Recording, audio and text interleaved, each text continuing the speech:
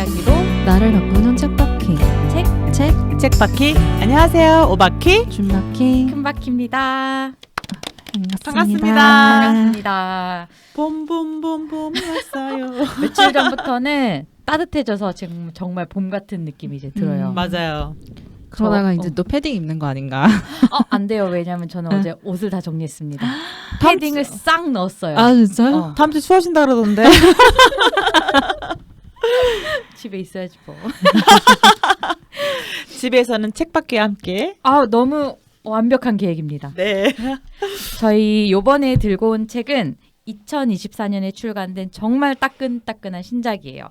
앤드류 포터의 사라진 것들이라는 단편 소설집이고 이게 15개의 정말 길이가 제각각인 단편들로 이루어져 있어요. 그래서 이 책 정말 제가 좋아하는 작가거든요. 이 작가를 어떻게 알게 됐냐면은 개인적으로 아시는 건 아니죠?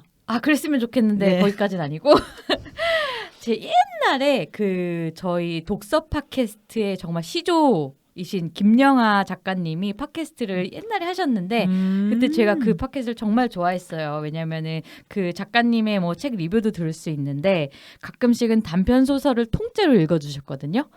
요즘에 그분 안 하시죠? 그거 완전 사라졌어요. 그쵸? 아예 그냥 삭제도 하셨더라고요. 왜 그러셨지? 다시 들을 수도 없어요. 그러니까 뭐 저작권 문제. 그렇죠. 저작권 문제겠죠. 그렇죠. 그래서 그때 되게 정말 여러 번 들었던 단편 소설집이 이전 소설인 빛과 물질에 관한 이론에 나오는 그런 소설이었거든요. 그것도 표제작인 그 단편 소설 읽어주셨는데 정말 재밌었어요. 마치 짧은 드라마 한 편을 듣는 듯한 느낌이 들어서 제가 좋아했던 소설가로 기억을 하고 있는데 이번에 새로운 단편 소설집을 내신 거예요. 거기다가 아직 그 누구도 조금 이제 나오긴 했지만 아직 많은 분들이 리뷰하지 않은 책이라 맞아요. 해서 저희가 빨리 해야겠다라는 생각이 들어서 제가 오늘 3월인데 어제 기준으로 한 2명 있었나? 리뷰 올리신 분이. 선방했다 우리가. 네. 빨리 편집해서 올려야겠습니다. 네. 오늘 갑자기 네, 일이 당일 녹음 당일. 노프레셔. got pressed. 근데 이 책이 단편 소설인데 참 여러 면에서 되게 또 특이한 소설이었던 것 같아요. 우선은 제가 이거를 읽다가 내가 금박희님한테 바로 카톡 보냈잖아. 단편 맞아요? 장편 같은데? 이어지는 것 같다 그러는 거예요. 근데 저도 앞에 2-3편을 읽을 때까지 머리가 약간 복잡했어요. 왜냐면은 이게 뭔가 물론 그 챕터별로 시점이나 뭔가 다른 것 같은데도 비슷해. 뭐 부부의 이야기라든지 뭐 약간 뭐 사는 곳이라든지 이런 게 굉장히 비슷한 거예요. 아니 뭐 사람 이름도 그렇고 직업도 비슷하고 또 이분도 여기 책 사람들은 담배를 다 피네? 다 술도 마셔요. 다 술, 담배, 마리화나 뭐 이런 거 방송 나가도 되나 모르겠지만 뭐 지역 이름도 그렇고 너무 비슷해서 단편 맞나? 하고 내가 물어봤던 근데 저한테 맞습니다 단편. 그래서 근데 아닌 것 같은데. 사실 저는 그때 책을 다 읽은 상태이긴 했는데 하신데 좀 헷갈리는 거예요. 그래서 내 얘기 듣고 검색해봤어. 확실하게 하자. 혹시 내가 너무 대충 읽었을 수도 있다. 이게 하나의 정말 긴 장편인데 내가 너무 대충 읽어서 이거를 단편이라는 그 착각하에 단편이라 했나? 이런 생각 들었어요. 준바키님 어떠셨어요? 제가 이거 질문 읽고 나서 읽기 시작했거든요. 어. 그래서 저는 순간 단편으로 알고 읽으려고 했는데 오바키님이 그 말을 하신 순간 읽다 보니 그러게 소설인가? 앞에 그래서 막 주인공들 이름 다시 돌아가고 그랬다가 한 2편 읽고 나서 단편이구나 약간 이러고 읽었어요. 근데 저는 이 책이 제목이 사라진 것들이잖아요. 근데 사라진 것들이 맨 마지막에 실려 있단 말이에요. 아니구나 맨 마지막에 맞아. 앞엔지. 맞아. 맨 마지막에 실려 맨 있어요. 마지막에 실려 있죠. 그거를 보는 순간 다시 이거 장편 같은데 다시 한번 의문이 들었어. 이거 시간 많으면 시대적인 거랑 지역적인 거 사건 연결하면 왠지 맞추실 것 같아. 어쨌든 소설에 나오는 이제 설명해 주시겠지만 지역이 다 똑같잖아요. 맞아요. 그 배경이 되는 배경이 되는 그 지역이라든지 그리고 계층이라고 해야 되나? 굉장히 그 아티스트 항상 나오고 맞아, 아니면 뭐 예술가. 대학 교수, 대학에 일하는 사람 이렇게 나오고 제가 이제 모르고 질문해볼게요. 이분 완전 미국 사람이에요? 네. 그러니까 딱 보고서 이건 딱 미국 책이야. 그냥 미국 사람 책. 그래서 다시 한편으로는 현재 수 이게 먹혔을까? 이 책이? 왜냐면 우리한테는 이국적인 미국 생활의 모습이니까 그나마 조금 이국적이다라고 보겠는데 현지 사람이 볼 때는 어떤 느낌이었냐면 판교 얘기를 계속하는 느낌이었어. 판교에서 일하는 누구 A씨, 또 판교에서 뭐 사업하는 누구 B씨 이렇게 얘기하는 느낌이어서 나한테는 새롭지가 않거든요. 그런 게 그냥 우리 이웃 이야기니까 그런 점에서도 완전 미국 냄새가 너무 많이 나는 책이었다. 그렇죠. 굉장히 보면은 뭐 음식 메뉴라든지 아니면 어떤 지역이라든지 이런 거에서 되게 강하게 느껴지는 미국의 느낌이 있어요. 근데 사실 어떻게 뭐 되게 깊이 있는 그런 느낌은 아니고 그치. 그냥 자기가 편해서 썼다는 느낌이랄까? 그래서 자주 등장하기도 하고. 맞아. 그래서 그런 내가 느낌이 판교 들었어요. 뭐 이런 느낌이란 했던 이유가 그랬다는 느낌이었다는 제 평이었습니다. 이거 그러면 전체적인 감상 어떠셨어요? 저는 소설에 재미가 없진 않은데 다 읽고 나서 뭘 말하는 거지에 대한 계속 의문 해석? 근데 나온 지 얼마 안 되다 보니까 제가 아무리 그 단편 해석을 찾아보려고 해도 없더라고요. 응. 그래서 좀 신비로운 책이었다. 역시 단편이구나. 되게 포장 잘하셨고요. 되게 이제 포장하는 법을 아셔. 신비로웠다. 저는 표지가 지금 우리 금바키님이 갖고 오셨는데요. 이 책이 사실 판매될 때는 이렇게 커버가 벗겨지지 않은 상태로 판매가 되고 있는데 커버는 연두빛이잖아요. 네, 맞아요. 그리고 벗겨보면 이렇게 핑크, 인디 핑크인가? 네. 되게 예쁜 색이 있는데 디자인을 일단 너무 잘했었기 때문에 손에 가는 책은 맞다. 그리고 제가 단편을 좋아하는 사람인 줄 알았거든요. 근데 이 책을 보니까 단편을 좋아하는 사람이 아닐 수도 있겠다. 저랑 똑같은 생각을 했네요. 저도 단편 좋아하는 사람인데 뭐지? 약간 이랬죠. 그러면서 내가 단편에 어디서 꽂히는 건가라는 걸 이제 우리 또 얘기하면서 저를 다시 알아보는 계기가 되지 않을까 싶네요. 두 분이 감상하셨던 걸 저도 되게 똑같이 느꼈어요. 약간 저 예전에 대성당 느낌도 났어요. 이 끝난 거야? 뭘 여기 있지? 이런 식으로 약간 미스테리한 부분이 있는 단편들이 있는 반면 또 어떤 단편들은 되게 또 길기도 하고 호흡도 길고 그 안에 스토리가 있고. 굉장히 있어서 또 재밌게 읽은 단편도 있고 그래서 어떤 것들은 되게 재밌었는데 어떤 것들은 사실 거의 스킵하듯이 본 것도 좀 있었어요. 그래서 이 책 저희 15편의 단편이 실려 있는데 그 모든 거를 이야기하면 사실 너무 길어질 것 같아서 저희가 총 7개의 약간 저희 기준으로 대표작으로 할 만한 좀 길이가 길었던 단편들을 꼽았어요. 그래서 그걸 중심으로 줄거리 조금 소개해드리고 그거에 대한 얘기를 나눠보려고 합니다. 네. 첫 번째 단편은요? 넝쿨 식물입니다. 첫 번째로 나오는 잘 긴 소설 중에 하나인데요. 이 줄거리를 간단하게 요약을 하면은 지금은 현재 시점은 죽은 전 여자친구인 마야가 있어요. 그리고 화자가 있죠. 이 둘은 샌 안토니오에서 함께 살고 있고 그 집주인은 라이어널 메리지라고 하는 한때 판화가였던 예술가예요. 그래서 이 자신의 스튜디오가 있으니 마야도 예술가인데 마야가 여기서 일도 할 수 있고 약간 저렴한 가격에 임대를 해주고 있어서 거기서 같이 생활하고 있습니다. 근데 이 라이어널이 지금도 이제 작품 활동을 하고 있는데 그 중에 이제 누드화가 있었던 거예요. 근데 이제 그림을 그리면 밖에 좀 말려야 되잖아요. 그러면서 이 화자와 마야가 그 그림들을 보는 거죠. 그래서 저 누드화의 주인공은 누구지? 왜냐면은 그 누드화는 굉장히 젊은 미인인 것 같은 거예요. 그래서 그 둘이 생각하기로는 저 둘은 그렇고 그런 관계고 그렇기 때문에 저 라이어널이 집주인이 저 젊은 화가를 도와주는 관계인 것 같다. 근데 물어보니까 라이어널 본인한테 물어보니까 섹슈얼한 관계는 아니래. 그래서 뭐 그런 일들이 있고 나머지 일들은 굉장히 평안해요. 그 둘 사이도 좋고 마야의 작업은 잘 진행되고 있고 나는 이제 고전 소설을 읽으면서 약간 그런 편안한 삶, 그런 약간 반백수 같은 삶을 살고 있죠. 근데 라이어널이 어느 날 이제부터인가 마야를 도와주고 싶어 하는 거예요. 근데 처음에 마야는 거절을 했죠. 약간 왜냐면 그 전에 봤던 그 젊은 여자와 라이어널의 관계를 좀 의심을 했기 때문에 하지만 곧 마음이 바뀌어요.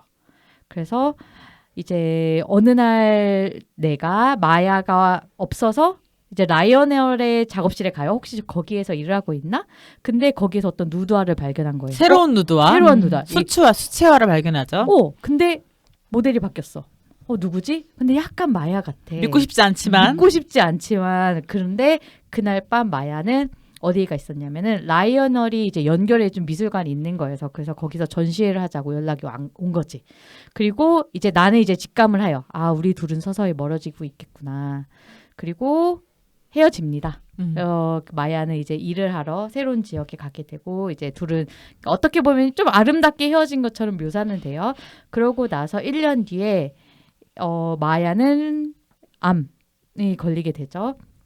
그리고 또 이렇게 암에 걸린 이후로 좀 이제 더 치료하면 살면서 결혼을 해서 2 아이를 갖게 되고 그 사진을 나한테 보내왔고, 근데 그 뒤에 이제 죽게 되는 것까지 나오나요? 마야가? 이미 죽고. 그쵸. 죽고 그다음에 라이어널도 죽게 돼요. 그리고 그 젊은 여자 라이어널은 이제 노안으로 죽죠. 그렇죠. 그분은 이제 잘못했다 장르가 바뀔 뻔했는데 그렇게 죽고 그다음에 그 이후에 이게 사실 엔딩이 여기서부터 되게 이게 엔딩 좀 아쉬운데 했던 부분이 뭐였냐면은 어떻게 끝나냐면 그때 맨 처음에 누드와의 주인공 있잖아요. 그 젊은 여자 이름이 캐롤라인인데 캐롤라인 어떤 행사장에서 만났는데 캐롤라인한테 아는 체를 할까 했는데 캐롤라인은 나를 기억하지 못해. 그러면서 그렇게 끝나거든요. 그거 왜 났는지 모르겠어. 그 아직도 엔딩을. 모르겠어요. 그래서 이 책 되게 사실 재밌게는 읽었어요. 처음부터 이렇게 무슨 시트콤까지 아니고 짧은 드라마, 에피소드. 미국 드라마 보는 것처럼 읽었는데 끝이 조금 아쉬웠던 점이 있었어요. 그러니까 이게 30살쯤에 둘이 만나서 2년 정도 사귀었고 사귀는 2년 기간 안에 이제 마야가 작업실 겸 쓰려고 이 할아버지 라이어널 저명한 사람이었죠. 이사를 가서 벌어진 어떤 사건인데 저는 그 누드화 뭐 이게 나오고 했는데 사실 여기서 이 마야가 누구야 라이어널이 한번 내가 작업을 도와주겠다고 할 때 그거를 이제 남자친구 화자의 이별을 통해서 듣거든요. 되게 오히려 오버하면서 싫다고 하는 맞아. 거예요. 그때부터 알았어. 얘는 굉장히 질투를 하고 있구나. 일단 누구한테 모델. 그 처음에 여자. 젊은 여자 모델한테 처음부터 질투를 했고 둘의 관계 담배를 피는 건 모녀 사이는 아닌 것 같고 부녀 사이는 아닌 것 같고 그렇게 추측을 하잖아요. 추측하는 것 자체에 질투심을 느낀 것 같고 그 질투심에 누드화에서 폭발을 했고 거기서 도와주겠다는 말 자체에서 그냥 반항심 아닌 반항심? 그때부터는 둘이 뭔가 있을 거라고 직감을 했지. 저도 사실 그 약간 오바에서 싫어하는 장면에서 이 여자가 사실 굉장히 원하고 있구나. 하지만 이게 어떤 식으로 보일지 알고 자기 안에서 어떤 식으로 좀 이렇게 거부하는 느낌도 조금 없지 않아 있었겠죠? 그러면서 남자친구랑 같이 잠자리 할 때도 나 정도면 괜찮지 않아? 뭐 이렇게 얘기하기도 하고 나 여자 되게 싫었어요, 솔직히. 이 여자가 너무 싫었고 금바키님이 뭐 아름다운 이별이라고 하셨는데 전혀 아름다웠지 않았고 왜냐면 여자가 남자친구가 그러죠. 너 그 사람 싫다며 내 작업을 도와주는 걸 왜 허락을 했어? 내가 그랬나? 바뀌었나 보지 뭐. 이렇게 얘기하는 게 너무 재수가 없는 거야. 그래서 나는 되게 별로였어요. 이 여자 캐릭터가. 근데 이 라이언이 없어도 이 둘은 어차피 헤어졌을 것 그건 같아요. 맞아. 왜냐면 그 둘의 야망이나 어떤 바라보는 지점이 굉장히 다른 둘이잖아요. 그 남자가 여기 바리스타였어요. 그쵸. 바리스타였는데 어쨌든 약간 반백수 같은 생활을 자기가 즐기기도 하고 그거에서 딱히 되게 벗어나고 싶어하는 것 같진 않아요. 이 생활을 좋아하기도 하고 자기가 또 마야한테 어떠한 좋은 영향을 끼치고 있다는 거에 굉장히 만족하는 그 정도에서 만족한 인물로 그려지는 반면 마야는 정말 예술가로서 뭔가 하고 싶어하고 뭔가 작업이 안 되면 굉장히 예민해지기도 하는 그런 모습을 보면서 이 둘은 정말 다르구나. 같이 살 수 있을까? 중간에 뭐 어떤 이벤트나 뭐 라이어널 같은 인물이 개입되지 않았어도 그런 생각을 계속 했었던 것 근데 같아요. 오히려 반대여서 좀 잘 살 수도 있다 생각했는데 그쵸. 그건 아닌 것 같아. 그런데 여기는 그게 반대가 완전 파국으로 치닫은 반대가 되었던 관계였던 것 같아요. 오히려 한 명이 엄청 맞춰주고 또 그 여자는 그 맞춰주는 걸 좋아했으면 모르겠는데 여자는 사실 그냥 수틀림이 약간 이미 떠날 것 같은 느낌을 좀 받았던 것 같아요. 그래서 그리고 되게 일반 회사원이랑 결혼하잖아요. 나중에 결혼하고 아이를 키우면서 살 때는 나는 네가 아는 그 사람이 아니야. 난 다른 사람이야 라고 해서 결혼 생활과 동시에 어쨌든 이 친구가 아프면서 작품을 활동 안 했거든요. 새로운 삶을 또 살게 되는데 그때 자기가 원하는 대로 살아왔던 것 같다는 느낌 들어요. 누구를 맞춰주진 않았던 것 같아. 딱 예술가 같네요. 그 말을 내가 하기에는 좀 그랬어. 이 둘은 근데 그러면 정말 헤어진 이유는 무엇이었을까? 나 아직 잘 모르겠거든요. 그냥 자연스러운 거 아닐까? 자연스럽게. 그냥 마음이 자연스럽게 떠난 느낌? 서로가 알고 있었고 그게 시기가 됐지 않았을까? 여기서도 우리 지난번 책에서 예감은 틀리지 않는다 해서 헤어짐을 직감하는 장면이 나오잖아요. 이 키스로 우리는 끝이라는 걸 직감했다라는 것처럼 여기도 그날 어떤 밤에 어떤 그 사랑으로 끝을 직감하고 헤어지잖아요. 끝이란 예감은 다 있나 봐. 그러나 보네요. 딱 그거 약간 입술 옆에다 키스한 거 말씀하시는 맞아요. 거죠? 그 네, 예감에서. 네. 그쵸. 그러면은 그래도 둘이 마야와 나는 2년간은 어쨌든 굉장히 짧다는 기간 지속했잖아요. 그럼 마야에게 화자? 나는 어떤 의미였을까? 마야에게 남자가 어떤 의미였냐고? 그때는 사랑했겠죠? 시작할 때는? 나는 약간 이 정도로 지속했다는 거 무슨 영감을 주긴 했나? 이런 이 남자가? 생각이 좀 고민도 되게 했어요. 왜냐면 남자가 뭐 라이어널처럼 직접적으로 도움을 줄 수 있는 어떤 상황도 아니었고 그럼에도 어쨌든 그 야망과 그 자기의 무슨 명확한 목표가 있는 그 마야는 2년이란 이런 시간을 지속했다는 거는 물론 사랑 기반으로 했지만 어떤 영감의 존재가 되기도 했었나? 이 사람이, 이 남자가 직업은 지금 바리스타이긴 하지만 내 라이어널이 이 남자한테 혹시 예술가세요라고 물어보거든요. 외모가 괜찮았나 보지. 중요하죠. 그리고 이 사람 원래 전공은 영화였거든요. 맞아요. 그러니까 아무래도 대화를 하면서 통하는 그런 서로 이제 영감을 주는 건 분명히 있었을 것 같아요. 네. 이렇게 넝쿨 식물에 대한 리뷰를 마치고. 끝이에요? 네. 아니 근데 제가 그 단편 제목을 계속 보면서 읽었거든요. 근데 내용을 다 읽었는데도 왜 제목이 넝쿨 식물인 줄 모르겠는 거야. 모르겠어. 그래서 제가 잘못 읽었나 하고 책 내용이 무슨 넝쿨 식물이 나오나. 근데 약간 그 그림 그런 거 식물이 나왔었나요? 넝쿨 식물이 언급된 게 있어. 뭐요? 근데 여기가 아니고 다른 책에서 나왔어. 다른 다른 단편에서 어떤 건물 묘사를 할 때 넝쿨 식물이 있고 뭐 다육이가 있고 그게 아마 마지막에 사라진 것들이란 책에 나올 걸. 내가 그래서 이걸 보고서 이거랑 연결된 것 같은 느낌이 드는 게 같은 건물이었나. 왜냐면 마지막에 사라진 것들이란 책에서도 이 지역의 샌 안토니오 남부에서 벌어지는 이야기거든요. 그래서 나는 거기서 언급이 되더라고, 넝쿨 식물이. 그래서 이거는 다 읽고 우리가 한 번 더 읽으면 이게 왜 좋은 책이라고 나중에 얘기할 수 있게 되는 시점은 이게 연결되는 점을 우리가 발견하면 그렇게 느끼지 않을까? 저도 똑같은 부분으로 이 연결되는 진짜 아주 구체적으로 정말 똑같이 연결되는 것들이 소설 곳곳에 있는 게 있어요. 근데 저는 넝쿨 식물이라는 거는 솔직히 아직도 모르겠어요. 왜냐면 어떤 것들은 제목이 굉장히 직관적인 게 있어요. 그 다음 소설 저희가 말할 소설인 첼로 같은 경우에는 아내가 첼로를 해. 그래서 그 직업이야. 그래서 뭔가 확실한 그런 뭔가 딱 알잖아요. 무슨 소설 우리가 얘기하고 있고. 얘 빼고는 다 직관적. 되게 다 그냥 딱 그 단어야. 딱 직관적. 근데 이 넝쿨 식물이 약간 미스테리긴 했어요. 그리고 이게 저희가 고른 첫 번째 소설이잖아. 단편 소설인데 조금 좋게 말하면 신비롭지만 어떻게 말하면 잘 모르겠다. 이런 소설 중에 하나였어요.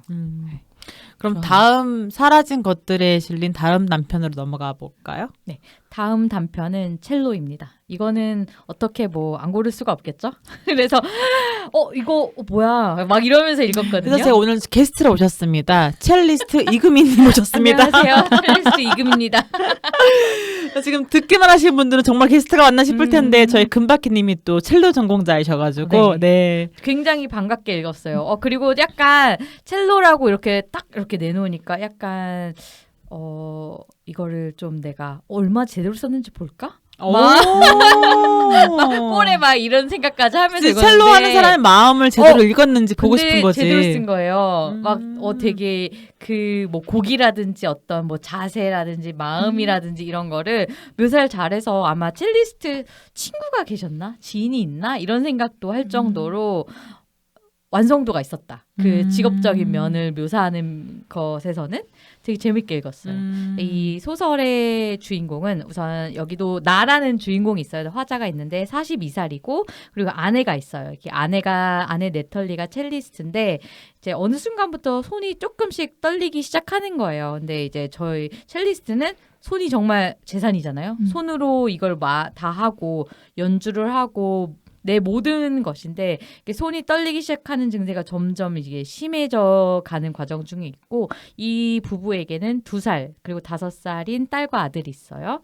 근데 어느 순간부터 이 네털리랑 나는 이제 저녁을 먹은 뒤 와인을 하는 그런 이제 일과가 됐는데 왜냐면 이제 와인을 마시게 되면 손을 떨리는 게 조금 잡아지기도 하면서 거의 살짝 중독 같은 느낌으로도 가긴 하는데 이 와인이 여기서 꼭 얘기하고 싶었던 게 뒤에서도 뭔가 굉장히 다른 단편 소설에서도 뭔가 중요한 그런 소재로 계속 나와요. 여기서도 그런 의미에서 와인 한번 언급을 해드리고 싶었고 이 집의 뒤편에는 작은 스튜디오가 있어요. 그래서 건축가인 처남이 진짜 애정으로 지어준 약간 진짜 유리상자 같은 굉장히 예쁜 그 스튜디오인데 여기서 아내 네털리가 연습도 하고 그렇게 지내고 있고 근데 손이 떨리는 게 어떻게 보면은 나이가 들어서 손이 떨리는 건 어떻게 보면 자연스러운 노화의 과정일 수도 있잖아요. 어느 정도 신체 기능이 떨어지는 건. 근데 둘은 아직 40대 초반에 정말 젊고 그리고 여자 아내분은 이제 학교에 갓 임용이 된 거예요. 그래서 이 나이에 임용이 됐다는 게 정말 자리도 없는 음대 교수가 됐다는 게 정말 큰 의미이기도 하고 임용이 됨으로써 굉장히 많은 기회가 열렸을 거 아니에요. 학생들도 가르치고 연주 기회들도 생기고 또 이분은 뭐 스트링 쿼르tet에서 현악사중주에 이제 연주 같이 하는 정기적으로 하는 그룹이 있고 근데 이제 손이 떨리기 시작하니까 이제 나도 모르게 네털리는 계속 예민해지고 그러다 보니까 이제 현악사중주에서 그걸 알게 되고 와 어떻게 할까 고민하다가 결국에는 네털리의 제자였던 그 첼리스트를 네털리 대신 고용을 하게 돼요. 그리고 네털리는 그걸 알게 되고 그래서 이 중간에 이 기억에 남는 장면이 있는데 조금 되게 마음 아팠던 장면이었어요. 이게 직접적으로 심정을 묘사하는 건 아니었는데 그 88페이지에 그 네털리가 한 줄에는 자신의 진정한 자아를 묘사하는 단어들을 쓰고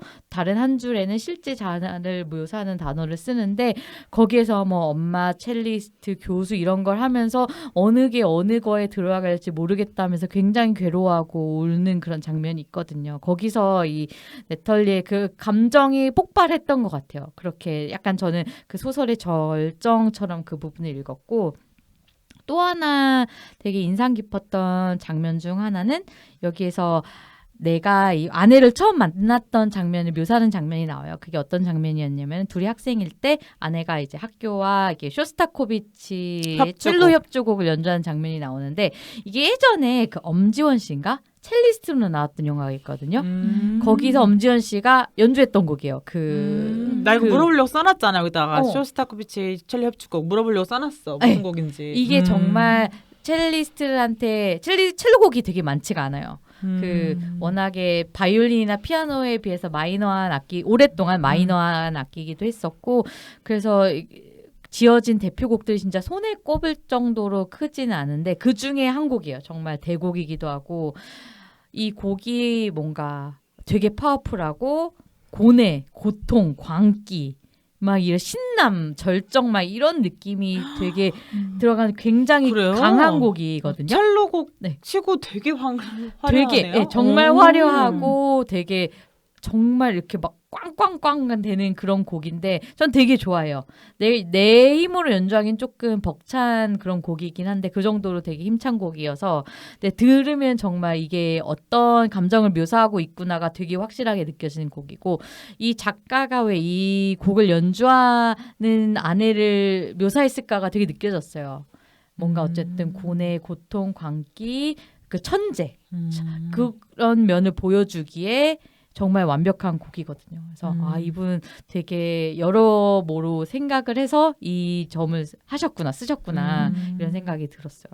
그래서 이 책을 이 단편을 읽으면서 전 재밌게 읽었어요. 어쨌든 직업적인 면인 것도 있지만 이 음악을 매개로 어쨌든 이야기를 흘러나가니까 조금 더 이해하기 쉬운 점도 있었고 이 단편은 다른 단편에 비해서 좀 쉬운 느낌이 있었거든요. 어떻게 읽으셨어요?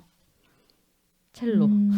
저도 당연히 금바키님을 떠올리면서 읽을 수밖에 없었고 그다음에 손의 떨림의 근육의 움직임을 묘사해 놓은 것들이 진짜 힘들겠다 괴롭겠다라는 걸 느꼈고 여기에서 자신이 자신을 묘사한 단어들이 몇 개 있었어요. 제가 지금 책이 없어가지고 뭐 나는 엄마이자 아내이자 그다음에 뭐 아픈 사람이라는 것도 있었던 것 같고 이런 것들을 묘사할 때 자신을 묘사하면서 자기를 바라보는 게 되게 아파 보였거든요. 그래서 직업적으로 자기가 할 수 있는 걸 못한다라는 게 되게 힘들겠다라는 공감 그런 부분을 힘들겠다라는 공감하면서 봤고 그리고 첼로라는 악기를 좋아하기도 하지만 제가 브루클린 클래식이라는 브루클린 뭐 유튜브 제가 보는 부부가 있어요. 거기는 남자가 첼리스트고 여자가 피아니스트거든요.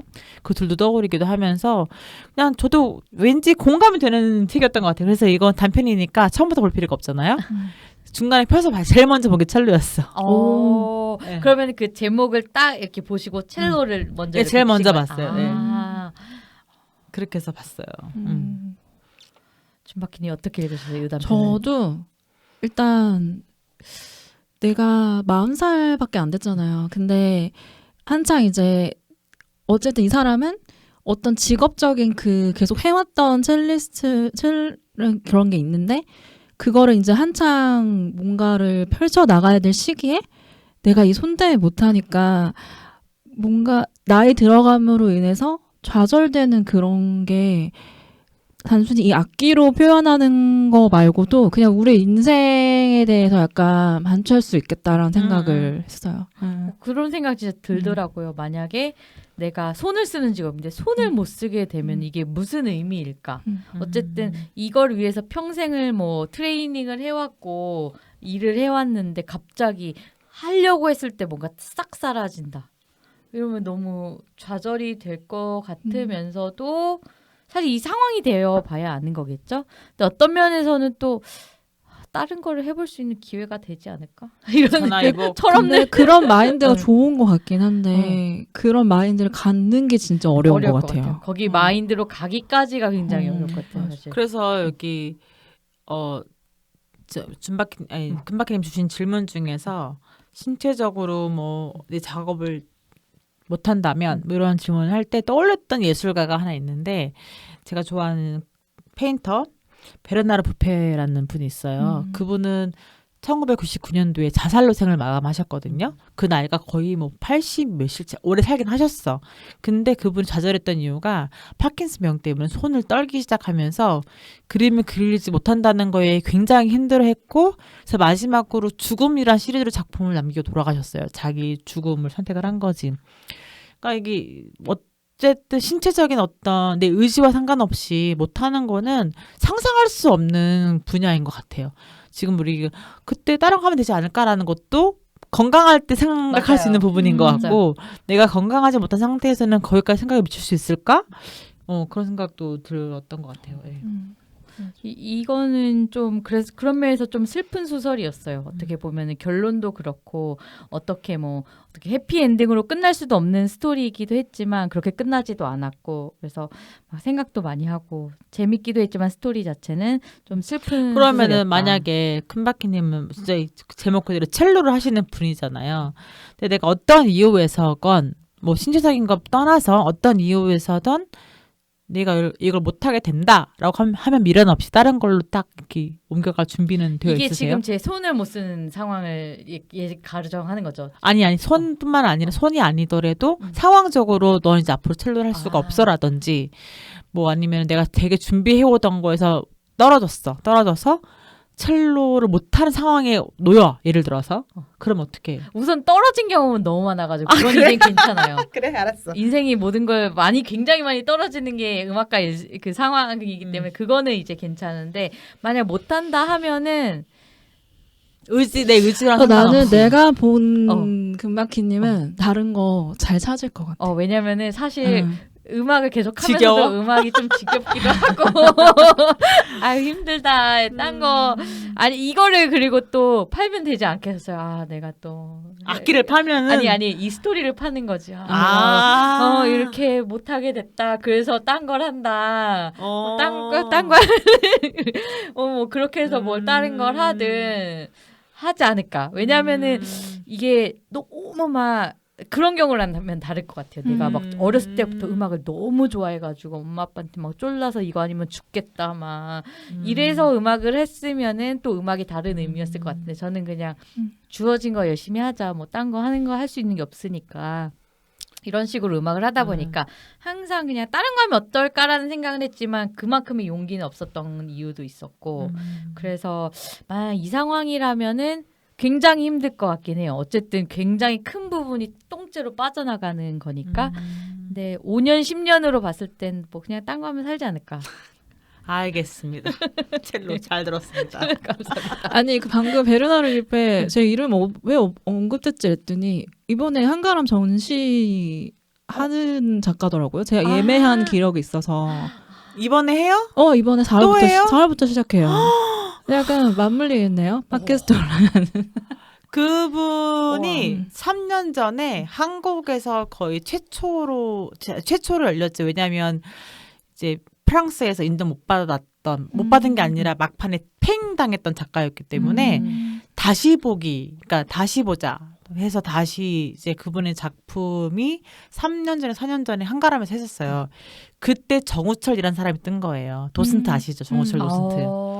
그 도슨트가 그 사람 작품을 해서 떴기 때문에 이 자리에 있는 거거든요. 솔직히 말씀드리면. 그래서 나는 베르나르 부페 작품을 3번 보러 갔거든요. 오. 그때는 어디서 전시하셨어요? 한가람. 한가람에서. 그분은 작품이 되게 커요. 보통 우리 벽 뒤에 벽만한 것들이 되게 많고 워낙 크기 때문에 보는 재미가 좀 있을 거예요. 아니 뭣도 모르고 예매했는데 되게 스토리 알고 가는 느낌이에요. 저는 지금. 제가 실제로 각 작품마다 도슨트 해드릴 수도 있어요. 오. 너무 빠져 있어가지고 파리 갈 때마다 그분 책 사갖고 오고 그랬었거든요. 제가 진짜 좋아하는 작가예요. 예. 네. 알겠습니다. 네, 뭐 새로운 뭐 정보까지 감사합니다. 반갑네요. 그분 들어온다고 하니까 다시 또. 저희 그 다음으로 말할 이제 단편은 라인백이라는 단편 소설이고요. 이거는 이제 준바키님이 고르신 단편 소설인데, 저는 개인적으로 다 빼고 아까는 첼로가 내가 관련이 있어서 재밌었던 거지만 이게 개인적으로 굉장히 재밌었어요. 라인백? 네, 이 줄거리 되게 재밌게 읽었어요. 이 줄거리 짧게 소설을 얘기를 하자면은 이제 폰테인 식당이라는 이런 장소가 등장을 해요. 그래서 거기서 데이비드와 리베카가 운영을 하고 있고 이 둘은 부부예요. 그리고 그러니까 여기서 봐봐. 데이비드 이름 나오잖아요. 방금 첼로에서 남편 이름이 데이비드였어요. 나 그거 몰랐어. 그러니까 이게 헷갈릴 수밖에 다 없다니까. 이어졌어. 이름이. 나 거기까지 연결은 지금 처음 시켜봤어요. 그래서 뭔가 되게 익숙한 이름이다라고만 생각은 했죠. 그래서 데이비드와 리베카라는 부부가 나오고 여기서 화자는 이 둘의 친구예요. 절친이죠. 이 셋은 같은 대학 친구였고 다 같이 뉴욕에서 또 한두 해를 또 같이 보내고 그러고 나서 다 같이 지금 이 폰테인 식당을 경영하기 위해 따라왔다가 20년은 이란 세월을 함께 해요. 근데 이 셋이 관계가 약간 애매모호해. 어쨌든 부부긴 한데 나와 리베카가 약간 썸 탔었던 것 같기도 하고 탔어요. 탔죠. 그리고 뒤에 나와요. 아직도 나를 좋아하나 서로 마음이 있는 건가? 이러잖아. 우리가 대학생으로 돌아간다면 나 너에게 데이트 신청했을 거야. 약간 이거 보면서 역시 남녀관계 친구는 없나 막 이 생각을 좀 하기도 했고 그렇게 20년이란 세월이 이제 폰테인을 경영하다가 이 부부가 위기도 겪게 되기도 하고 그래서 이 폰테인을 팔고 이제 여자분의 고향인 오스틴으로 이주를 하려고 해요. 그리고 이제 당연한 거의 도의적으로 물어봤든 정말 진심으로 물어본 건지 모르겠지만 나에게도 함께 가자고 제안을 하게 되죠.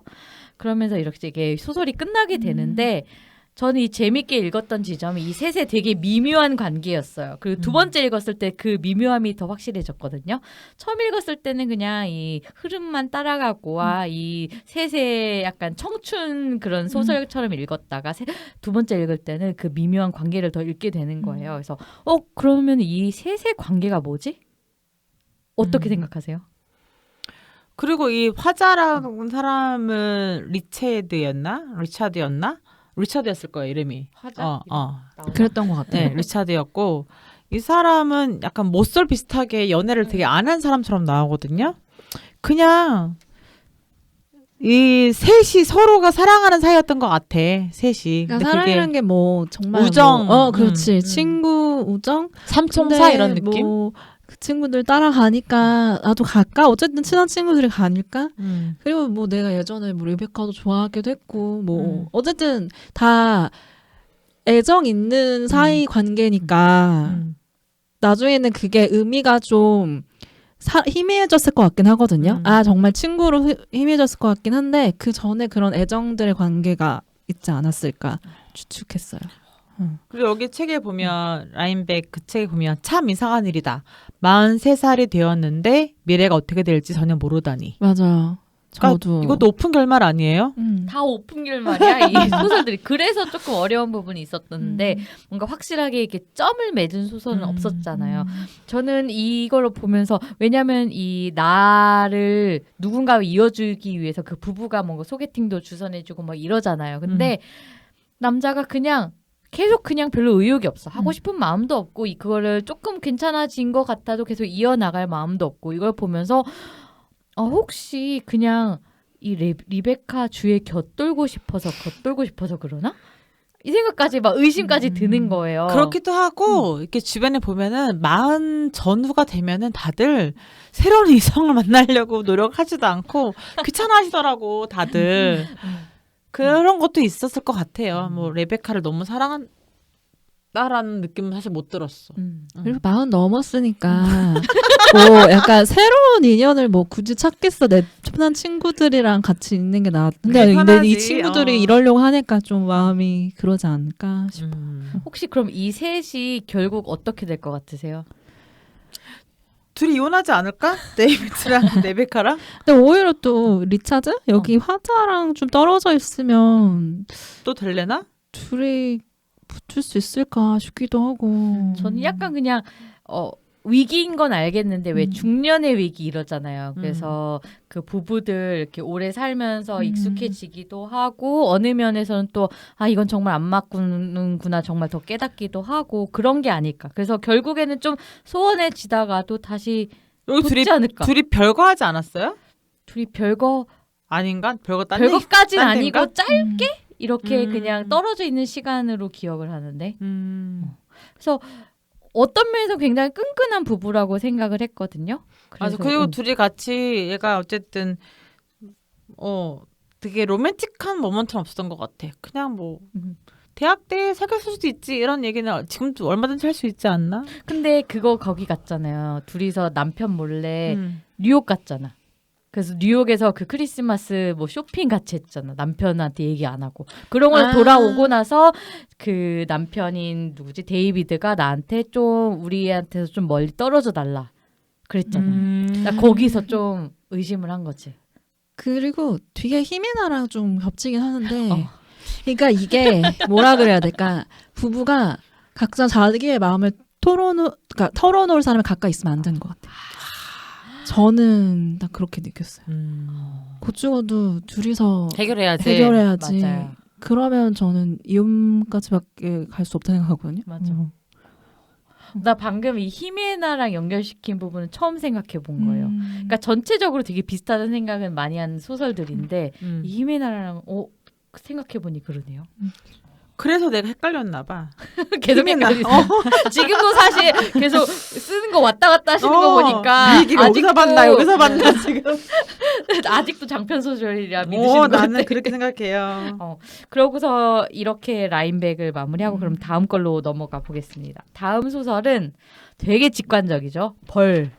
왜냐면 벌이 나오거든. 시작부터. 벌집을 이제 해치워야 돼. 네.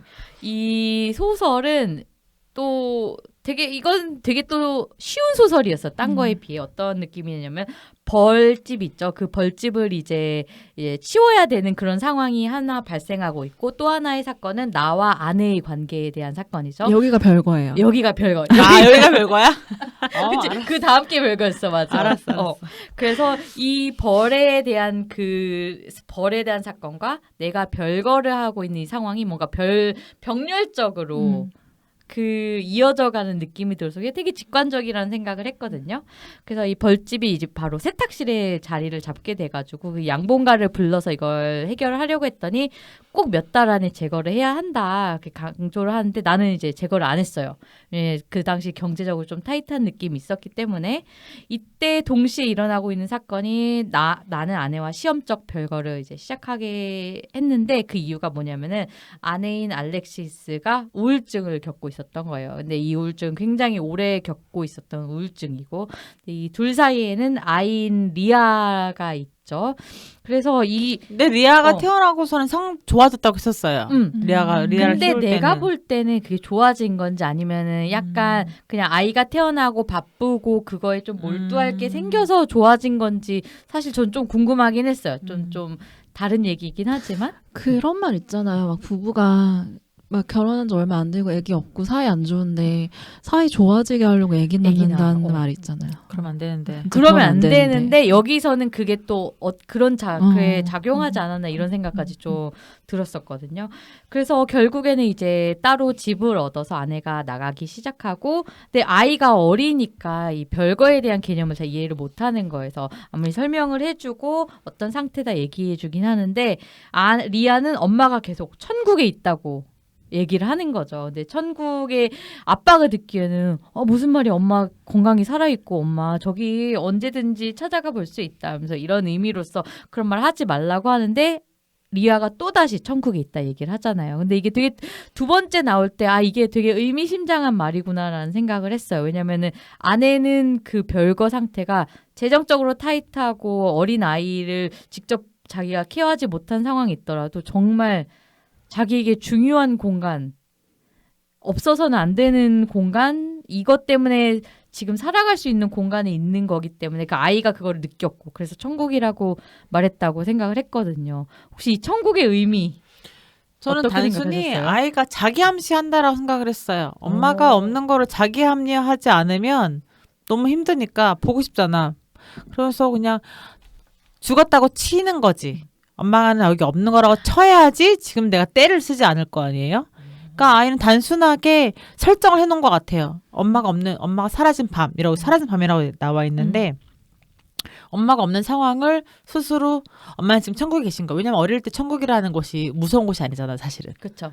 천국은 그래도 뭔가 실제하는 느낌이 들잖아 어릴 때는. 산타 할아버지 믿는 그 시기니까 그렇게 설정해놓은 것 같아요. 큰 의미 부여라기보다는. 말하고 가지 않았을까 엄마가? 천국 간다고. 그러니까 영영 찾아오지 않으려고. 근데 그러면 궁금했어요. 그러니까 나중에 어떻게 될까? 나네는 거의 안 올 것 같던데.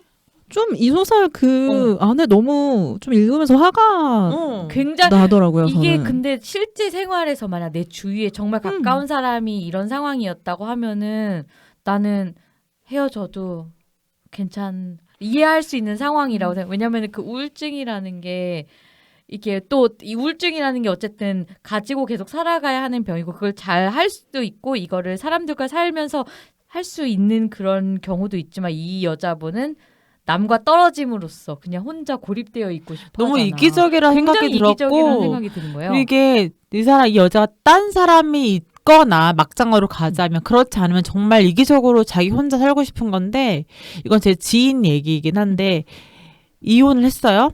근데 아이가 3살, 1살 때 이혼한 거예요. 그럼 둘째는 5살, 3살이었나? 둘째는 거의 엄마를 기억하지 못하죠. 근데 이 아내가 모든 걸 양육권을 다 남편한테 주면서 하는 말이 얘들한테 엄마는 죽었다고 얘기해줘. 이거였어요. 그러니까 떠나겠다는 거지 정말 자기가. 방금 소름 돋았던 게 준바키님이 했던 게 엄마가 얘기했을 수도 있다라는 게 그게 오히려 설득력 있는 게 그 엄마는 아이를 다시 만날 생각이 없는 거야. 너무 마음 아프다. 너무 이기적 그런 사람 얘기는 하면 안 되지. 쉬운 소설이라고 했던 거 취소. 너무 좋게 이해하려. 왜냐면은 이렇게 사실 여기 이런 얘기가 있네. 집에 오긴 하는 거야? 알렉시스는 아무 말도 하지 않았다. 그냥 한번 물어본 것 뿐이야. 난 말했지만 아내는 대답하지 않았다. 오지 않겠다는 거네. 근데 이 정상적인 사고라고 하긴 뭐하지만 보통의 같은 이혼을 생각할 것 같은데 왜 그러면 이렇게 붙잡지? 이런 생각을 했는데 그 중간에 이 내용은 나오잖아요. 신혼 시절의 일화에서 이제 알렉시스 아내가 해고를 당해서 술에 취해서 거울을 깨져. 그러고서 그걸 보는 나에게 알렉시스가 그래요. 난 알아. 당신은 이걸 좋아해. 그러니까 약간 우울증에 걸리고 좀 약간 드라마 이런 걸 좋아하는 남자분이신 것 같긴 해요. 그래서 내가 이 사람을 품어야겠다. 내가 이걸 안고 가야겠다. 그래서 이렇게 살아왔고 우울증이 있는 걸 알았음에도 결혼을 하고 지금 이렇게까지 아내가 우리를 조금 내치는데도 계속 가서 보려고 하고 다시 데리고 오려고 하고. 그러니까 저도 둘 다 꼬였어. 그래서 맞는 거야. 그 부분이 저도 기억에 남는 게 남자는 와이프의 그 매니악적인 부분이 좋은 거야. 좋은 거야. 보호 본능을 일으키고 내가 보호해줘야 되겠다. 누가 봐도 약간 또라이인데 거기서 약간 성적인 그걸 느끼는 그치. 거예요. 약간 그거 좋아하는 사람 있잖아요. 나쁜 남자 좋아하는 그런 나쁜 거? 남자. 그러니까 그런 상황을 좋아하는 거야. 비극인 둘 다 상황을 좋아하는 병리적인 관계네. 그쵸. 그 드라마 유 영어 제목이 유거든요. 미드 중에서. 나 봤어. 그게 한국어 제목이 뭐라 되는지 모르겠네. 저 안 봐가지고 모르겠어요. 되게 재밌게 봤어. 되게 재밌어. 그거 보면 둘이 정신병자거든요. 근데 둘밖에는 없어. 내가 너의 그 끝까지 봤고 걔도 나의 끝을 본 거야. 그러니까 둘밖에 의지할 사람이 없어. 맞아요. 저 실버 라이딩 플레이북도 약간 그래요. 둘 다 정신병자예요. 근데 굉장히 사랑 얘기인데 정신병자 또 재밌었어요. 그러니까 이게 되게 아이 입장에서 굉장히 슬픈 상황인 것 같아요. 아이 입장에서 너무 안 됐고 근데 우선 엄마가 너무 이기적이고 안타깝네요. 그러니까 이런 사람들 얘기를 나오면 안 돼. 그래, 되게 불쌍하다. 좀 슬펐어요. 이렇게 아이가 그냥 너무 안 됐어. 남편 그 둘이서는 잘 살 수 있고 그거를 이제 뭐 조율을 하든지 좀 어떻게 양보를 하든지 간에 어떻게 살 수 있는 것 같은데 아이가 들어감으로써 이게 좀 이런 상황이 된 것 같아서 좀 아쉽죠. 안타까운 벌 양봉 이야기였습니다. 맞아요.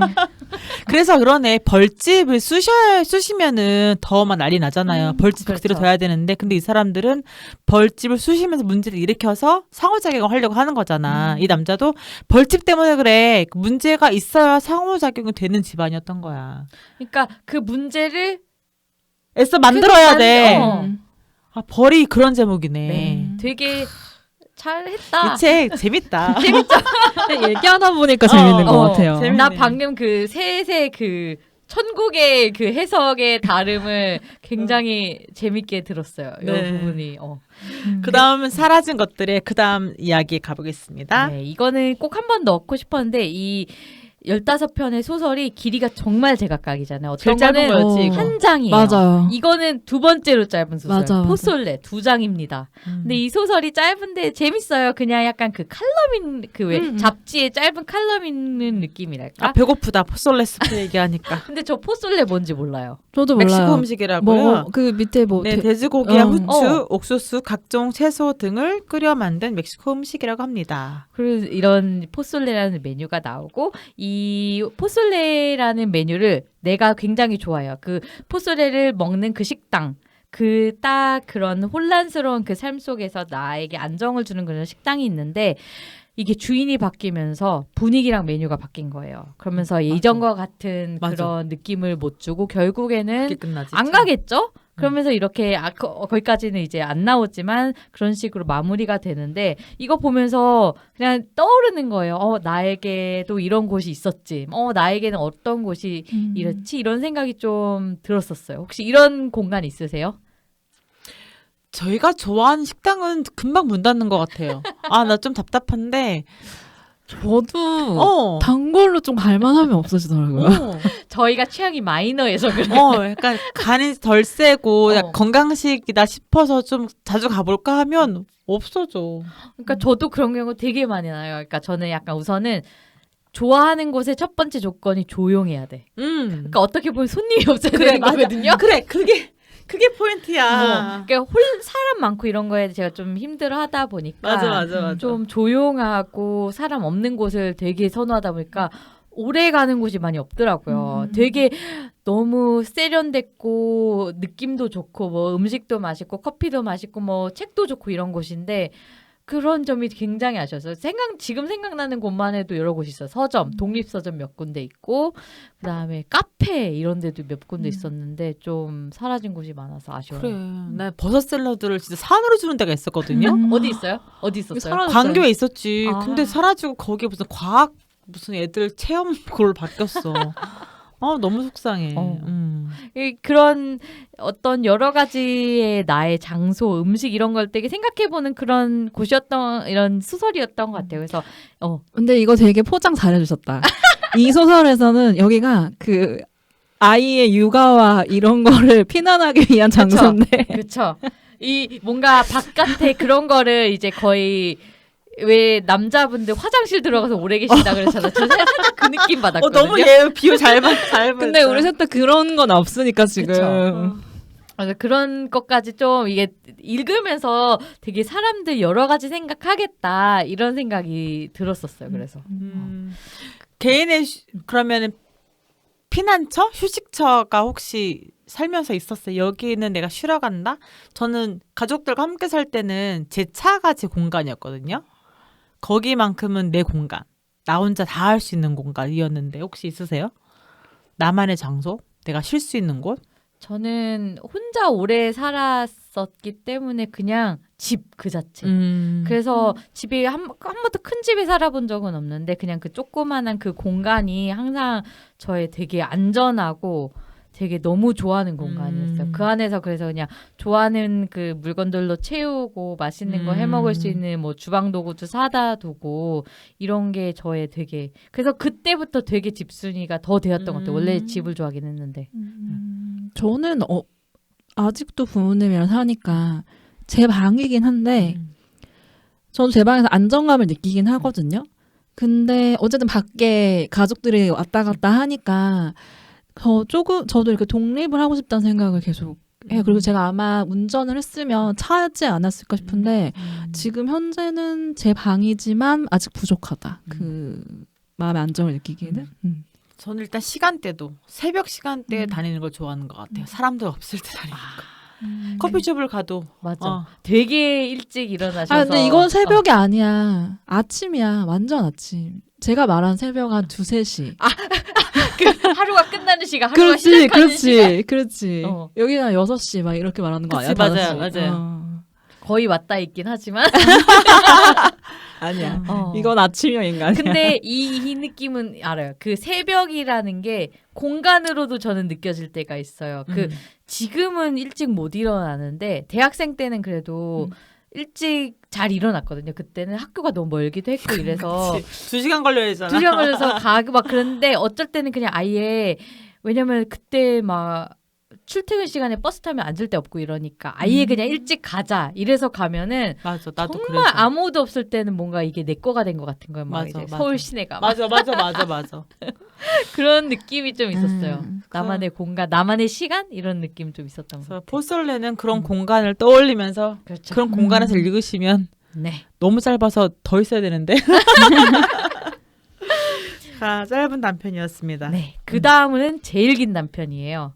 바로 히메나라는 단편 소설인데 이 히메나는 얼마나 기냐면은 이 안에 또 짧은 9개의 챕터로 나눠져요. 9개나 됐었어요? 저 세봤어요. 아, 진짜? 이게 다시 읽어서 정리를 하다 보니까 되게 길다. 근데 챕터 있네 숫자 보니까 9까지 있더라고요. 그래서 그 안에 더 짧은 이제 9개. 일단 여기에 인물이 히메나가 나오고요. 그다음에 칼리라는 사람이 나오고 그다음에 나 이렇게 나오는 거죠?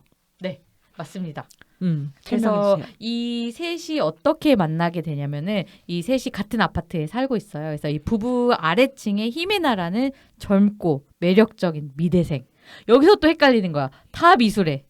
다 예술가예요. 다 예술가인 거예요. 그래서 또 뭐지? 또 어떻게 연결되는 거지? 이러고 있는데 이제 히메나랑 어떻게 마주치게 되냐면은 히메나 아파트 문이 고장이 났어요. 그래서 닫으면은 바로 잠기는 거야. 그래서 그거를 이제 잠겨가지고 어떻게 하자 할까 하다가 이제 위층에 살고 있는 나를 찾아와서 전화기를 빌리게 되면서 둘의 관계가 이제 시작이 되게 되는데 그와 동시에 아내 칼리의 사건이 이제 어떤 이제 일이 벌어지고 있는데 그게 뭐냐면 일터에서 대학생 인턴 때문에 해고를 당할 거라고 계속 위기의식을 느끼고 있는 거예요. 근데 저는 이게 그냥 이 칼리의 과한 걱정이었던 거였죠. 히스테릭한. 그렇죠. 왜냐하면 결국에는 끝까지 나를 해고시킨 이런 상황은 벌어지지 않았어. 그냥 뭐 인턴이 일을 잘해서 뭐 정직원이 되고 뭐 일을 맡게 되고 이런 건 있었지만 결국 자기가 해고되진 않았는데 계속 위기의식을 느낀 거예요. 근데 이 위기의식을 가지고 있었기 때문에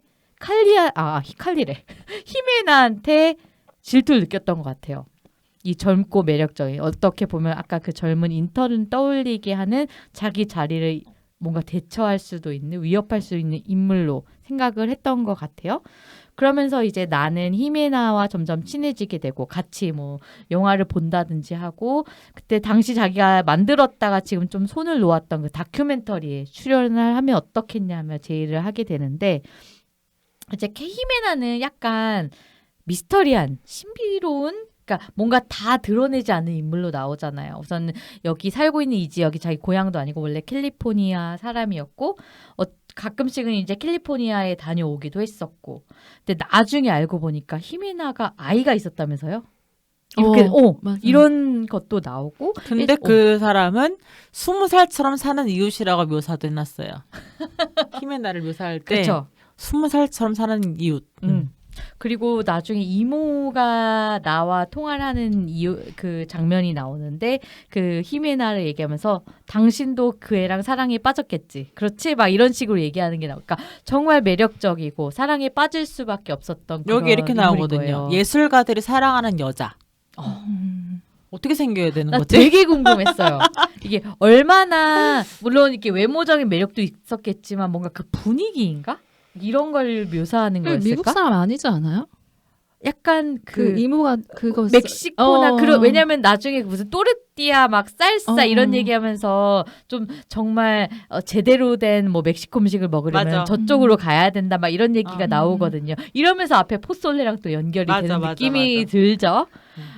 그러면서 이 히메나가 근데 어느 순간 보니까 자기 아내와 히메나가 가까이 지내는 것 같은 거야. 알고 보니까 칼리가 자기 어떤 실적을 올리기 위한 수단 중 하나로 이 히메나에게 어떤 지원 사업을 하는 걸 도와주겠다 이러면서 접근을 하고 둘이 의외로 또 가까워져요. 이러면서 칼리도 자기의 부부 생활의 고민을 좀 히메나한테 털어놓는 것 같기도 하고요. 아까 이렇게 준바키님이 말씀하셨던 그 부분처럼 그러면서 이 둘 사이에 사실 낀 느낌이 들죠. 히메나가. 그러고 나서 히메나가 뭐 둘이서 칼리의 뭐 지원 사업을 받아서 진행되는 것 같더니 안 하겠다. 어느 순간 안 하겠다 하고 칼리 좀 곤란해지면서 히메나는 떠나요. 그러고 나서 떠나고 나니까 사실 둘의 관계는 사실 예전처럼 돌아와요. 그래서 다시 평온한 삶을 일상을 살아가게 되죠. 어떻게 읽으셨어요, 이 소설? 나는 두 관계가 처음에 시작할 때 이 히메나를 어떻게 설명을 했냐면 나의 아내가 나를 버리고 찾아간 여자라고 하거든요. 왜 이렇게 한 거지? 둘이 친해져가지고 그냥? 나의 아내가 나를 버리고 찾아간 여자. 이렇게 시작해. 처음 시작할 때 이 히메나를 설명해 줄 그치. 때. 근데 이 남자도 히메나를 좋아했죠. 그쵸? 난 확실히 좋아했다고 생각해요. 그러면서 여기 이런 얘기도 나오지. 뭐 플라토닉한 정부. 정부. affair. 애인. 맞아. 그렇지. 애인. 그렇지. 플라토닉한 정부라는 게 있을 수도 있을까? 아니 근데 여태 첫 줄에 그 말이었던 거는 결국에는 헤어졌다는 건가 싶기도 근데 안 하고. 헤어졌어. 그러니까 약간 그 히메나가 들어옴으로써 어. 이 둘은 약간 소원해졌지. 소원해진 것 같아. 그러니까 둘은 거의 이렇게 직접적인 건 아닌데 약간 둘의 오해일 수도 있었긴 오케이. 그래서 했지만 나를 버리고 어. 찾아간. 찾아갔다 그렇게 생각이 들었어요. 히메나가 너무 매력적이고 너무 아름답고 그런 여자기 때문에 제목도 히메나잖아. 본의 아니게 이 둘이서 그 히메나로 인해서 서로를 오해하고 멀어졌던 것 같아요. 흙탕물 밀가루하지 한 마리가 이 아파트로 들어와서 그냥 해질 것 같네. 딱 그런 얘기 느낌이 들죠. 근데 가만히 있는데 그 둘이 찾아간 거잖아. 그러니까 그만큼 매력이 있었던 거야. 가서 말을 붙이고 뭔가 관계를 만들고 싶고 근데 여기에서 내가 그 히메나의 관계를 살짝 부정하는 듯한 그 부분이 있거든. 나는 오히려 그걸 씀으로써 이 남자 진짜 좋아하는구나 이 생각했어요. 히메나. 오히려 부정 굳이 긍정이니까. 부정을 하는 말을 씀으로써 이 내가 정말 얘를 좋아하는구나를 더 드러내는 요소가 되는 것 같은 거예요. 그러면 이거 책이랑 약간 별개로 플라토닉한 여기서 말한 플라토닉하라는 건 뭐 육체적인 어떤 게 없었다는 거 전제로 하는 거겠죠. 그러니까 생각의 공유로만으로도 서로 섹슈얼한 사랑을 하고 그 진도를 나가지 않은 상태에서 어떤 내 마음속에 애인, 마음속에 불륜이 있을까요? 저는 있다고 생각을 해요. 그렇게 깊게 누군가를 좋아했으면은, 그러니까 만약 연인 관계였으면은 뭐 내가 누군가를 그렇게 정신적으로 정말 짝사랑하고 너무 좋아하고 했으면 나는 정신적인 바람. 그러니까 내가 이제 부부라든지 애인 있는 상태에서 또 다른 이성이 눈에 들어오는데 그 이성이 이 사람과는 다르게 어떤 나의 예술가 입장에서 정신적인 어떤 욕구를 충족해 주는 거지. 그런 식으로 머릿속과 서로 정신적으로 바람을 피운다라는 거 말씀하시는 거죠. 근데 방금 말씀하신 부분은 또 다른 부분인 것 같아요. 뮤즈인가? 뮤즈의 경우라면은 또 다르게 봐줄 수도 있는 것 같아요. 제가 말한 그 바람은 정말 와 너무 좋다. 맨날 생각하고 이런 거를 짝사랑으로라도 너무 이렇게 막 이렇게 좋아하면 그거는 바람인데 이렇게 뮤즈의 짝사랑이라며.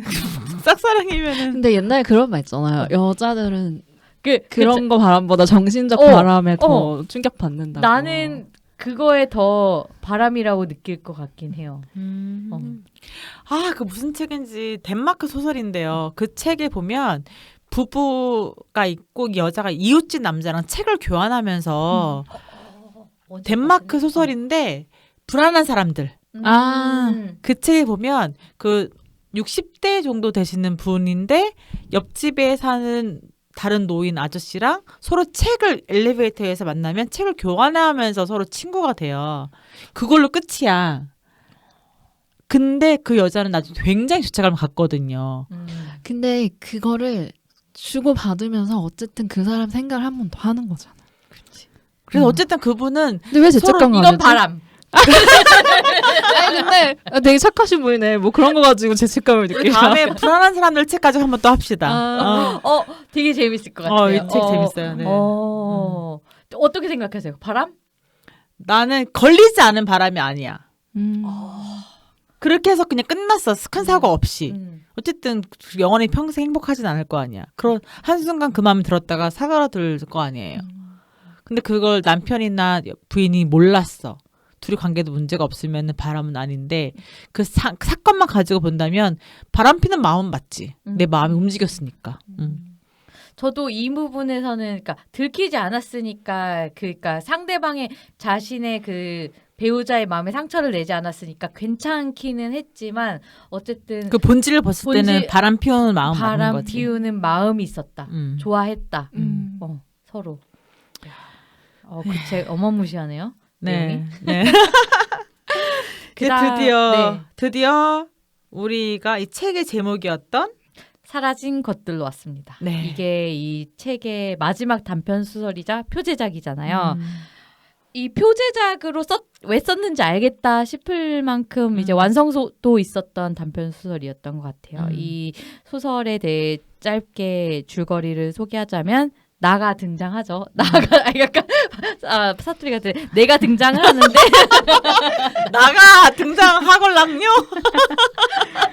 자꾸 주인공이 다 나잖아요. 그러다 보니까 그렇게 됐는데 나가 등장하걸랑. 그래서 해보세요.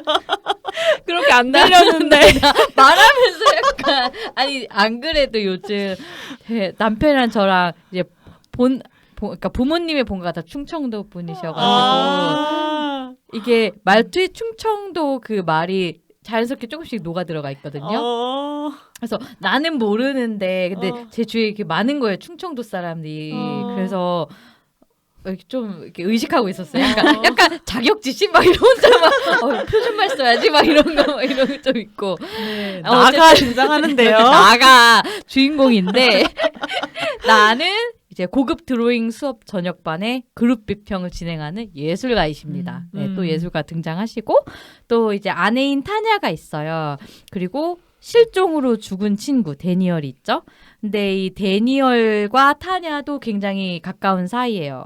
그리고 그래서 데니얼을 아내는 남동생처럼 생각하기도 하고 그리고 또 데니얼의 여자친구인 프랑스인 여자친구 앙투아네트가 있죠. 근데 거의 사실혼 관계처럼 같이 살고 어떤 많은 것들을 공유하면서 살고 있는데 이제 데니얼이 이제 하이킹을 하러 갔다가 실종이 되면서 못 찾게 돼서 이제 사고사가 그러니까 된 거죠. 데니얼이랑 앙투아네트랑 부부인 거죠. 네, 사실혼의 부부 관계이고 그러면서 이제 데니얼의 장례식을 아니야? 나 참 얘기해줘. 에이 뭐 나 사실 틀린 거 많아. 안투아네트 나의 사실은 여자친구잖아요. 앙투아네트가 나 화자 나. 아니야. 타냐가 데니얼. 아 그래? 타나랑 데니얼이고 맞죠? 앙투아네트. 네. 다 다르겠어 지금 그러면. 꼬인 족보 뭐야 이거? 확실해? 네, 그러니까 그러니까 데니얼이 죽었잖아요. 데니얼의 약간 사실혼 여자친구인 타냐, 그 프랑스 사람 있고 나랑 앙투아네트가 이제 뭐 결혼을 한 부부인가 사실인가 이렇게 있어요.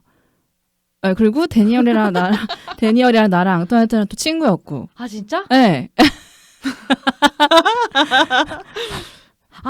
그래? 봐봐. 다시 봐봐. 네. 봐야 돼. 이건 다시 봐야 돼. 타냐랑 누구랑 사귀었어? 타냐는 데니얼이죠. 봐봐. 사라진 것들. 아니야.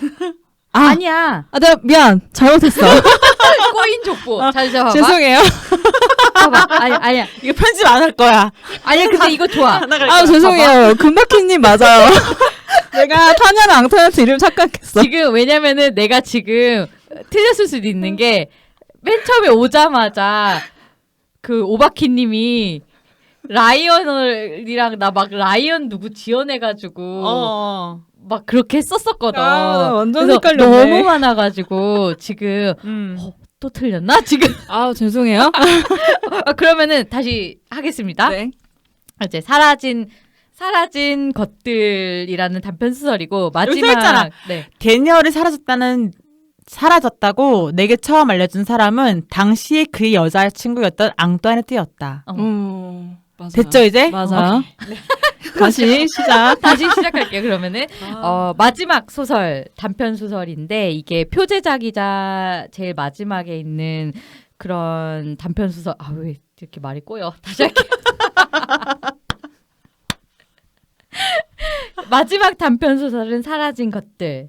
이것은 표제작이기도 하고 여기 4명의 인물이 등장을 해요. 우선 주인공이죠. 나는 이제 고급 드로잉 수업 저녁반에서 그룹 비평을 진행하는 예술가이시고 또 아내인 타냐가 있어요. 그리고 실종으로 죽은 친구 데니얼이 있고 그리고 데니얼의 사실혼 여자친구이자 아내였던 앙투아네트가 있어요. 그러면서 내가 데니얼의 이제 장례식 이게 준비하고 짐 이제 를 정리하는 앙투아네트를 도와주기 위해 그 앙투아네트 데니얼의 집을 찾아가는 것으로 이렇게 진행이 되는 그런 소설인데 여기서 좀 관계들이 좀 더 복잡한 게 있어요. 왜냐하면은 내 아내인 타냐와 죽은 데니얼이 굉장히 가까웠어요. 아내가 데니얼을 굉장히 가깝게 생각하는 남동생처럼 생각을 했고 또 데니얼이 여자친구의 앙투아네트를 내가 굉장히 그러니까 아내가 못마땅하게 바라봤거든. 그리고 이 죽음으로써 굉장히 깊은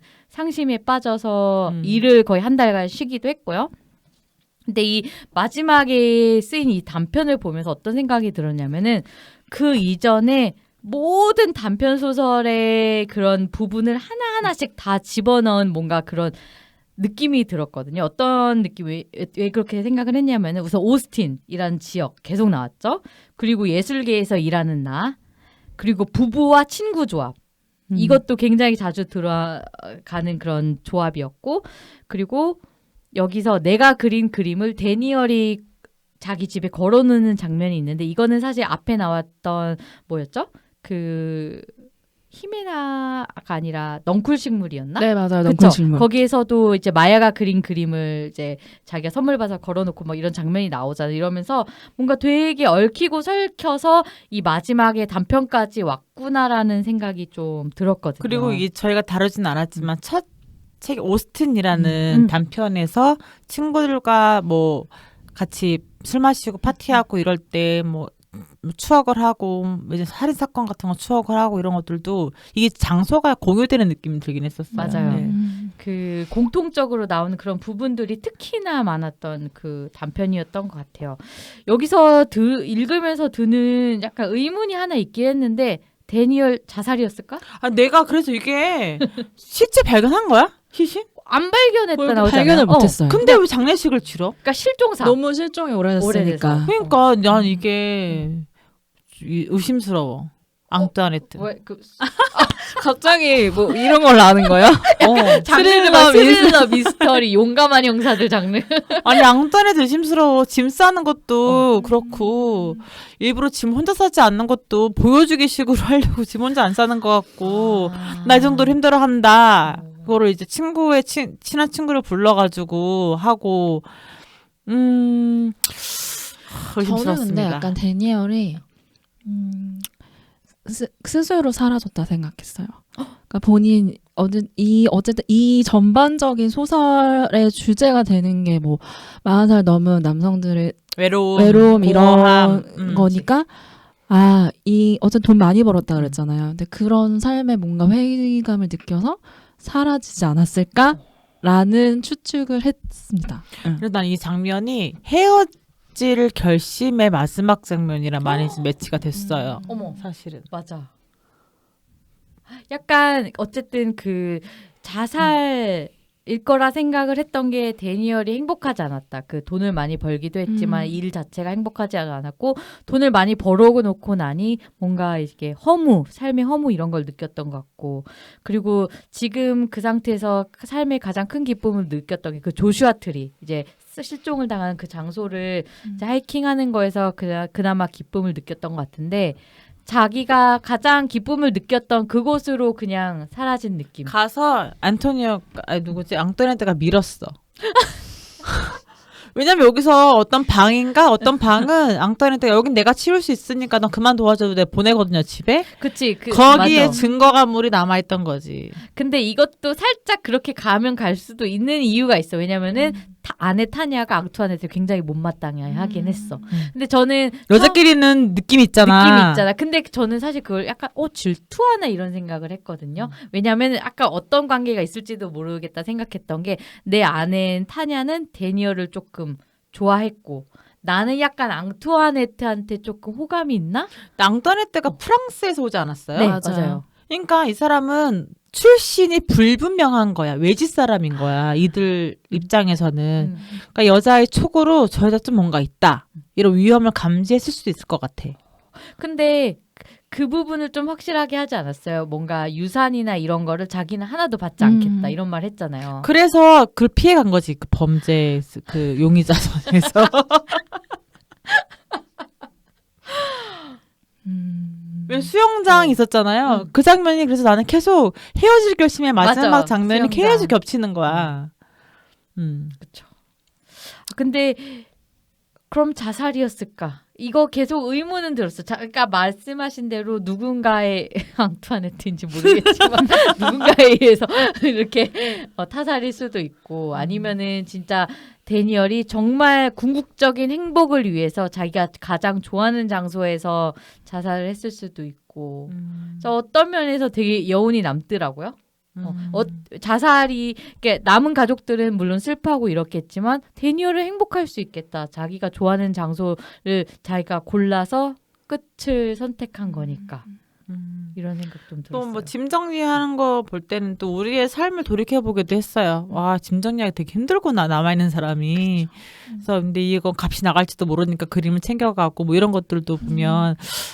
짐 정리 진짜 힘들겠다라는 것도 그냥 실질적으로는 그런 생각도 드는 작품이긴 했어요. 그래서 사라진 것들이란 제목이 왜 지어졌을까? 것들이잖아요. 그러면 사라진 사람이 아니고 사라진 것들. 그러면 사람이 죽으면 그 사람이 소유했던 게 같이 사라져야 돼서 그렇게 얘기를 했나? 근데 유일하게 제목 그 단편 제목 중에 직관적이지 않은 맞아. 것 같아가지고 사라진 것들. The Disappeared 였잖아요. 그러니까 한국어로는 사라진 것들이지만 영어는 The Disappeared였을걸요 아마? 맞아요. 그러면 Disappeared가 가리키는 것은 우리가 중년의 삶을 살면서 잊혀진 것들 또는 내가 잊혀져 가고 있는 나의 모습 이런 모든 이게 형용사 앞에 더가 붙으면 전체 명사가 되기 때문에 사라진 사람들도 가능합니다. 그 전체를 지칭하는 말이 네, 되니까. 그래서 살아가면서 잊어가고 있거나 잊혀지고 있거나 내가 잊고 있는 것들을 총한 것 같아요. 근데 이 사라진 것들이 앞에 많은 것들을 되게 얘기해 주는 것 같아요. 봐봐요. 앞에 히메나 사라졌죠. 포솔레 그 식당 사라졌죠. 오! 벌에서 안에 사라졌죠. 그 라인백에서도 이제 관계가 사라지면서 그 내가 그 셋에서 사라졌죠. 그 첼로가 사라졌죠. 이제 직업이 사라졌죠. 그리고 처음에 나왔던 오스틴에서도요. 나의 젊은 시절이 사라졌어요. 맞아요. 자기는 혼자 결혼해서 결혼하지 않은 싱글 라이프를 그리워하는 걸로 시작하거든. 그렇게 연결되네. 제목 잘 지었다. 그래서 제목이 이 전체를 결국에 포괄하는 그런 느낌이구나라는. 그래서 잘했다. 이건 영화를 찍어보고 싶다 내가. 이 영화를 찍는다면 이 단편 모든 걸 담는. 다 한 번에 담는 거죠. 한 장소에. 여기서 사건이 이러고 있다가 같은 장소잖아. 안토니오 어디야? 거기. 그래서 거기에서 샌 안토니오 남부 지역에서 이 사건이 끝나고 옆 테이블에 있던 포슬리를 먹고 있는 아줌마 이야기로 넘어가면서 약간 러브 액츄얼리 느낌 날 것 같아. 그렇게 연결 짓는 거지. 이웃 사촌들이지만 모르는 이웃 사촌들인 거지. 여기 예술가의 마을이니까. 영화 하면 되게 재밌을 것 같아요. 그렇게 하면 재밌을 것 같아요. 예. 한국 영화, 외국 영화. 요거는 판교로 할까 그러면 아까 얘기한 이거를 잘 해석하면 그 내용 자체는 사실 되게 우리 걸로 가져올 수 있는 예술가 내용 같아요. 말고 엔지니어들의 삶을 가지고 기술센터 같은 데 자리 잡아서 실리콘밸리처럼 이런 데나 잡고 사면 되지. 재밌을 것 같네요. 아이디어는 재밌는데 참 실현 가능성이 없네요. 투자 좀 해주세요 여러분. 좋아요 눌러주시고 네. 구독까지 함께. 구독과 좋아요까지. 네. 저희 이렇게 사라진 것들 마무리하고 다음 책 한번 소개해 볼까요? 다음 책은 뭐죠? 다음 책은요. 하루키의 잃고 슬픈 외국어입니다. 에세이집으로 가볍게 외국어 얘기하면서 만나도록 해요.